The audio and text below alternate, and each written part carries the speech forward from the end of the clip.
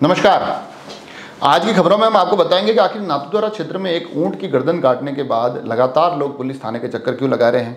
साथ ही खमनौर क्षेत्र के कुछ जो ग्रामीण आज पुलिस अधीक्षक को किस विषय में ज्ञापन देने आए।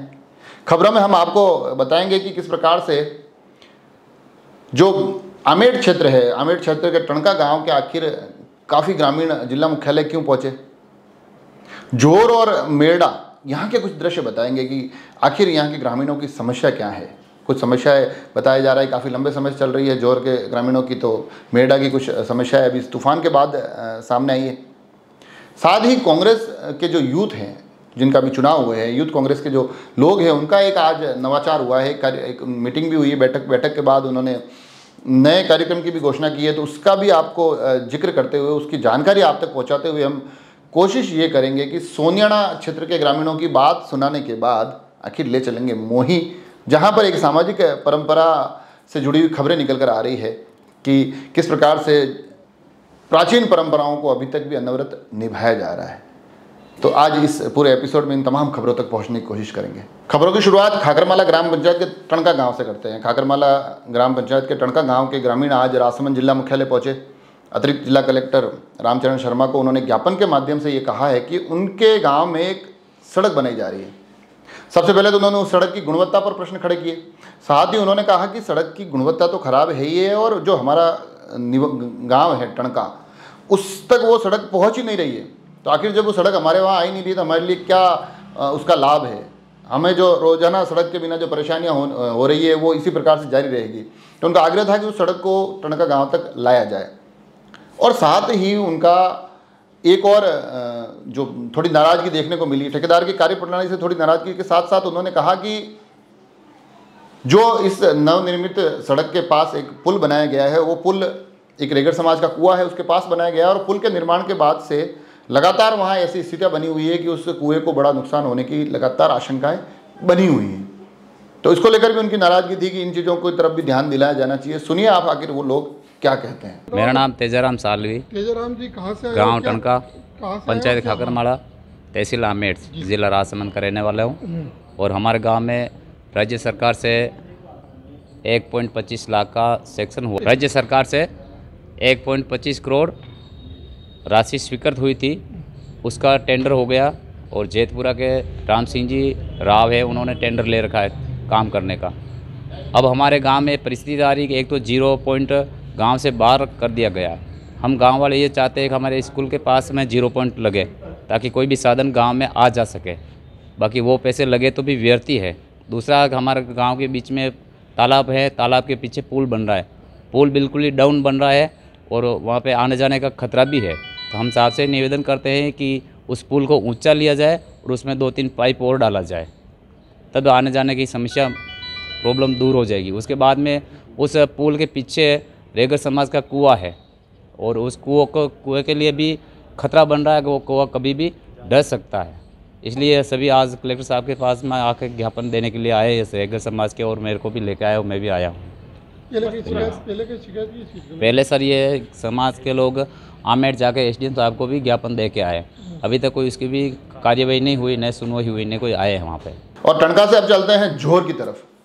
यह भी आमेर क्षेत्र का ही गाँव है, और वहाँ से कुछ युवाओं ने कुछ वीडियो भेजे हैं, और उन युवाओं का ये कहना है कि हमारे यहाँ लगातार सफाई की कमी देखी जा रही है।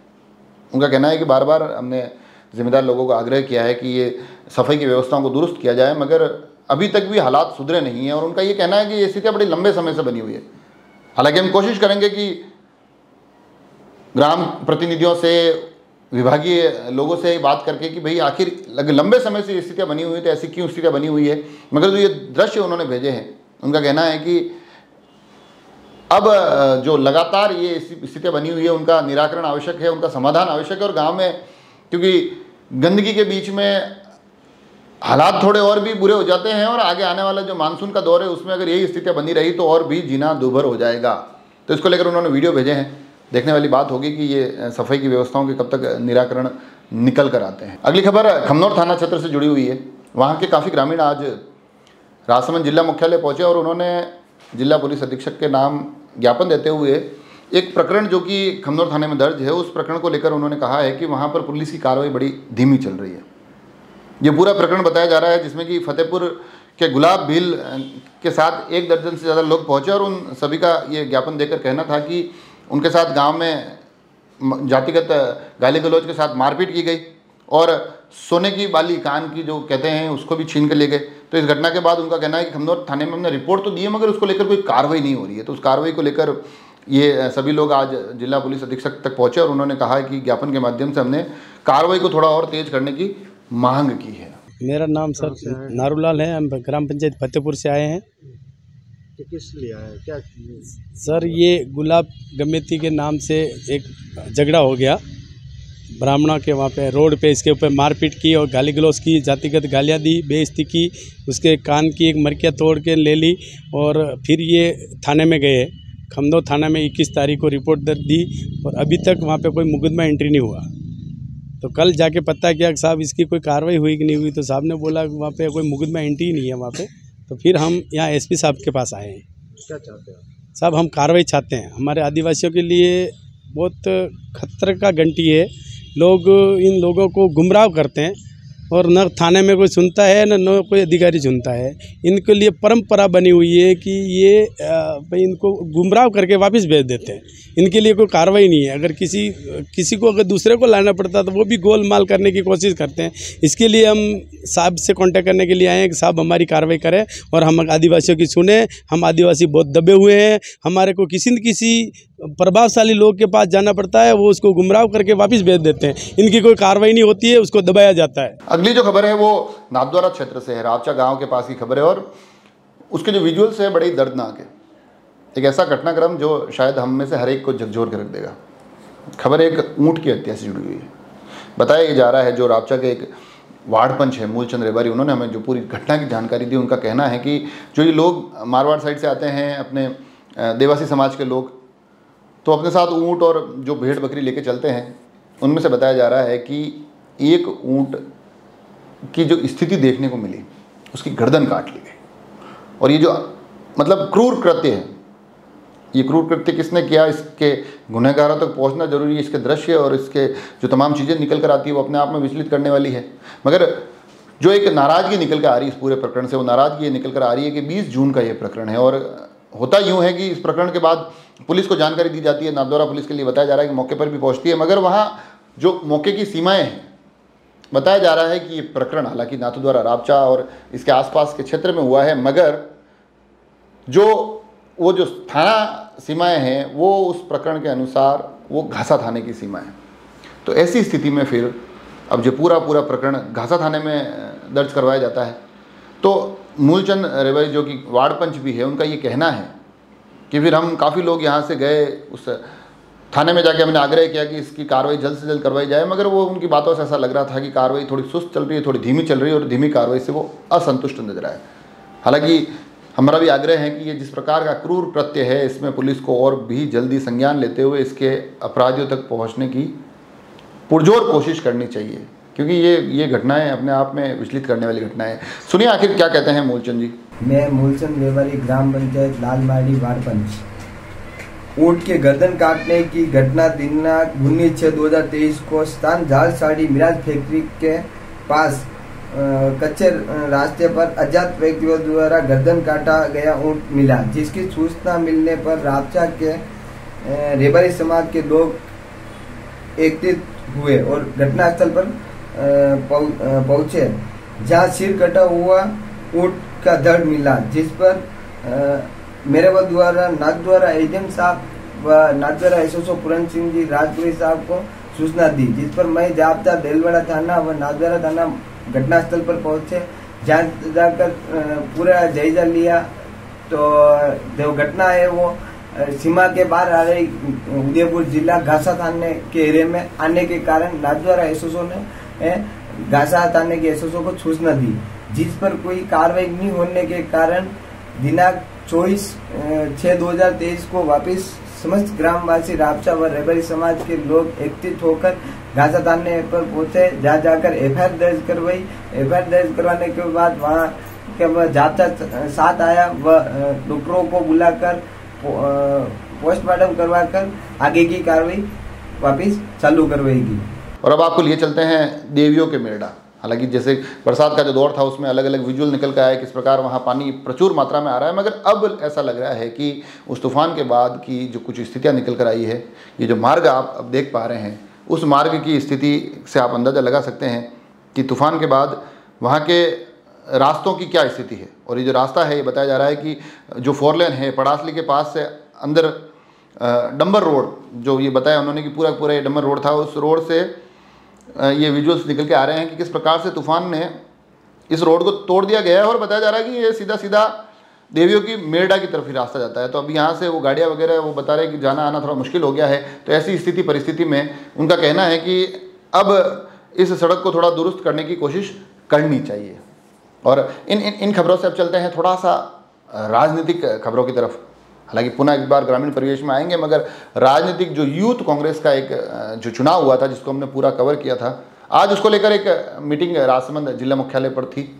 और उस मीटिंग में यूथ कांग्रेस के जो तमाम पदाधिकारी हैं, जिसमें कि जो अभी नवनिर्वाचित अध्यक्ष हैं मुकेश नायक, और उनके साथ जो 4 विधानसभा हैं अलग अलग क्षेत्र, जिसमें नाथद्वारा से जितेंद्र सिंह सोलंकी जो सरपंच भी है, फिर राजसमंद से चिराग पालीवाल, कुमलगढ़ क्षेत्र से सौरभ बाहेती, भीम से भूपेंद्र सिंह हैं, ये सभी लोग जुटे और इनके साथ कांग्रेस के जो प्रभारी और सह प्रभारी नियुक्त किए गए हैं वो भी आए। और इन्होंने पूरे कार्यक्रम के माध्यम से कांग्रेस के यूथ कांग्रेस के आगे आने वाले समय में जो जिम्मेदारियां हैं उन जिम्मेदारियों पर भी चर्चा की और साथ ही एक नए कार्यक्रम को लेकर आए। उस कार्यक्रम की भी उन्होंने जानकारी दी। आप सुनिए आखिर वो कार्यक्रम क्या है और क्या यूथ कांग्रेस का विजन है। हमने कवर किया उसके अनुसार अभी जो चेहरे दिखाई दे रहे हैं उनमें से काफ़ी लोग एक दूसरे के सामने खड़े भी हुए थे, मतलब एक दूसरे से कंपटीशन में थे। तो युवाओं को एक साथ बिठाकर वापस चर्चा करना कहीं ना कहीं कांग्रेस के लिए ज़्यादा बेहतर और फायदेमंद होने वाली स्थिति है। ये हमारी संगठन की एक बहुत ही अच्छी चीज़ है कि हमें पहले से ही चुनाव लड़ने से पहले ही हमें पता होता है कि चुनाव कोई जीते कोई हारे, पर हमें मिलके हमारे संगठन को मजबूत करने के लिए काम करना है। तो जब हम चुनाव लड़ते हैं तो वो एक सिर्फ प्रक्रिया होती है जिसमें हमें लड़ना होता है, और हमें ये बिल्कुल पता होता है और हमारे मन में किसी के भी कोई मतभेद नहीं होता कि हम साथ ना बैठें। हम साथ बैठे हैं और हम युवा कांग्रेस को मजबूत करेंगे। आने वाले विधानसभा चुनाव के लिए हम सब जितने भी युवा कांग्रेस के हमारे जिला अध्यक्ष जी हैं, जिले की जो पूरी कार्यकारिणी है, विधानसभा अध्यक्ष हैं जो आपके ज़िले में 4 विधानसभा है वहाँ की पूरी कार्यकारिणी है, सब एक साथ मिलके और यहाँ आज बैठे हैं और हम संगठन को मजबूत करने के लिए कार्य करेंगे। इसके साथ साथ आगे चुनाव भी आ रहे हैं और लगातार सभी पार्टियां ये कह रही है कि युवाओं को अवसर दिया जाएगा। तो यूथ कांग्रेस के जो अभी चुनाव हुए हैं इसकी क्या भूमिका रहेगी? यूथ कांग्रेस की चुनाव में हमेशा एक ऐसी रीढ़ की हड्डी की तरह भूमिका रहती है कांग्रेस संगठन के। यूथ कांग्रेस आपको पता है जिधर युवा चलता है उधर जमाना मुड़ता है। तो यूथ कांग्रेस से कितने ही लीडर आपने देखा है कि जो यूथ कांग्रेस से निकले और एमएलए बने और आगे तक गए हैं, और जो हमारे राष्ट्रीय कार्यकारिणी में भी जो हैं सब युवाओं को कांग्रेस पार्टी मौका देती है। राहुल गांधी जी का यही एक वो था कि हर आदमी को मौका नहीं मिल सकता था, तो उन्होंने ये चुनाव की प्रक्रिया राहुल गांधी जी ने निकाली, जिससे हमारे गांव-गांव छोटी-छोटी जगह से जो युवा निकल के आ रहे हैं। आज मुकेश जी जिला अध्यक्ष बने, सौरभ जी बाहेती हैं, गौरव जी बने, मैं बना। हम छोटे-छोटे गाँव से जब निकल के आए तो हमें ये मौका राहुल गांधी जी की यूथ कांग्रेस की चुनाव की नीतियों की वजह से मिला। आज हमारे सह प्रभारी जी इकबाल जी हैं, तो यूथ कांग्रेस की चुनाव का ही ये है कि हम अच्छे से अच्छे लड़के लीडर निकल के इससे आ रहे हैं। ये राहुल गांधी जी की दूरदृष्टि सोच का नतीजा है। अब खबरों में लिए चलते हैं आपको मोही की तरफ। मोही से कुछ ऐसी परंपराओं को निभाने के दृश्य आ रहे हैं जो परंपराएं सदियों से चली आ रही है, सालों से चली आ रही इन परंपराओं को सामाजिक स्तर पर अब भी बड़ी शिद्दत से उनको मनाया जाता है, उनका निर्वहन किया जाता है। और ये सबसे बड़ी कमाल की बात यह है कि ये जो परंपरा है ये जिम्मेदारियों को अपनाने की, जिम्मेदारियों के हस्तांतरण की परंपरा है। जब परिवार में कोई मुखिया चला जाता है तो उसकी जिम्मेदारियों के लिए, उन जिम्मेदारियों के लिए अगले जो उत्तरदायित्व सौंपने की ये परंपरा है। और आपको जैसा कि जानकारी होगी कि कुछ समय पूर्व मोही के भारतीय जनता पार्टी जुड़े हुए नेता दिग्विजय सिंह भाटी के पिताजी का निधन हो गया था। तो ये जो जिम्मेदारियों के हस्तांतरण की मैंने बात कही, जो परंपराएं लंबे समय से चली आ रही है, उन्हीं परंपराओं के दृश्य अब आप स्क्रीन पर देख रहे हैं कि किस प्रकार से मेवाड़ के पूर्व राजघराने के सदस्य महाराणा महेंद्र सिंह मेवाड़ के माध्यम से इन परंपराओं को मोही तक पहुंचाया गया है, यूँ समझिए आप। और ये जो मैंने आपको कहा है कि परंपराओं का हस्तांतरण, तो इसमें पिता के जाने के बाद पुत्र को रंग बदलवाने का और तलवार बंदई का एक दस्तूर होता है, और उस दस्तूर के माध्यम से ये कहा जाता है कि ये परंपराएं काफ़ी लंबे समय से चली आ रही थी। और अब लोकतांत्रिक व्यवस्थाओं में भी सामाजिक स्तर पर इन परंपराओं को उसी स्वरूप में मनाया जाता है, उसी स्वरूप में जिम्मेदारियों को अपनाया जाता है। तो ये जो व्यवस्था पूरी, आप ये जो पूरे स्क्रीन पर दृश्य दिख रहे हैं, ये इन्हीं पूरी की पूरी व्यवस्थाओं से जुड़े हुए दृश्य हैं। तो ये जो खबर निकल कर आ रही है कि उस कार्यक्रम के अनुरूप महाराणा महेंद्र सिंह मेवाड़ अब पिताजी के देहावसान के बाद जिम्मेदारियों के लिए एक तरह से दिग्विजय सिंह भाटी को नियुक्त कर रहे हैं, और उनके साथ साथ उनको रंग बदलाई व तलवार बंदई का एक जो दस्तूर होता है, वो दस्तूर उनके माध्यम से पूरा किया गया। और जो अधिकार, जो मेवाड़ जब राजवंश था उस वक्त जो अधिकार मोही को प्रदान थे, तब ऐसा कहा जाता है कि वो अधिकारों का भी हस्तांतरण इस एक परंपरा के माध्यम से होता है। हमने दिग्विजय सिंह भाटी से भी इस पूरे विषय पर बात की। सुनिए आखिर क्या कहते हैं दिग्विजय सिंह भाटी मोही। ये जो हमारे समाज की सामाजिक रीत थी कि जहाँ जहाँ जो मेवाड़ स्टेट के जागीरदार थे, उनको दरबार के द्वारा जो शौक होता था, उसमें वापस जब शौक ख़त्म होता था तो दरबार द्वारा कलर बंधाया जाता था, तलवार वापस देके उसको नए राज की, एक तरह से यूँ सोचो तो आज के ज़माने में जैसे चाबी सौंपी जाती थी, तो इस तरह ये एक सामाजिक रीत है जिसका आज इस ज़माने में भी दरबार द्वारा निर्माण किया जा रहा है। जो एक उसके सभी का परिवारजनों का मिलना होता है कि जो जिस श्रेणी के जागीरदार उस समय स्टेट टाइम के होते थे, उनको उस हिसाब से ये तलवारबंदी करके और उनको मेवाड़ द्वारा वापस शौक समाप्त कर उनको दिया जाता था। लोकतांत्रिक व्यवस्था में अभी भी ये इस तरह की जो परंपराएं जिंदा हैं, तो एक तरह से क्या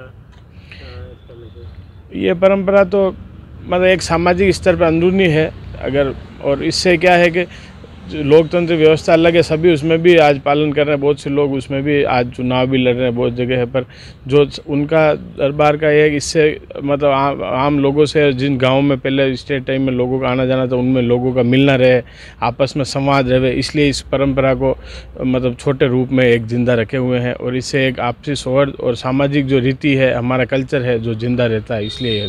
और अब आखिर में आपको लिए चलते हैं, क्योंकि आज खबरें काफ़ी ज़्यादा हमने सुनाई हैं, आपको कोशिश कर रहे हैं कि इधर उधर से जितनी भी खबरें आई हैं एक एपिसोड के माध्यम से आप तक पहुँचाएँ। तो आखिर में चलते हैं सोनियाना।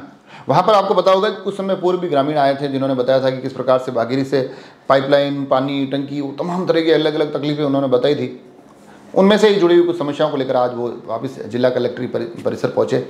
सुनिए आखिर वो क्या कहते हैं। मेरा नाम सुरेश गहरी है, सोनियाना से आए हैं। क्या हुआ, किस मामले को लेकर आप लोगों? हमारे गांव में जो भागीरथी की जो टंकी बनी हुई है, वहाँ पाइपलाइन बिछा दी है, कुछ कारणवश पाइपलाइन नहीं जुड़ रही है, तो प्रशासन से मांग करने आए, कलेक्टर साहब से पूर्व में भी आए, लिखित में दिया, आज सीओ साहब को भी लिखित में दिया कि आप मौका देखो और पेयजल उपलब्ध करवाओ ग्रामीणों के लिए।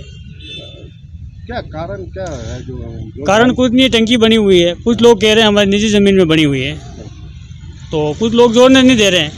तो पहले से वहाँ पाइप, अगर वो टंकी बनाई है भागीरथी की, तो सरकार ने निजी ज़मीन में क्यों बनाई?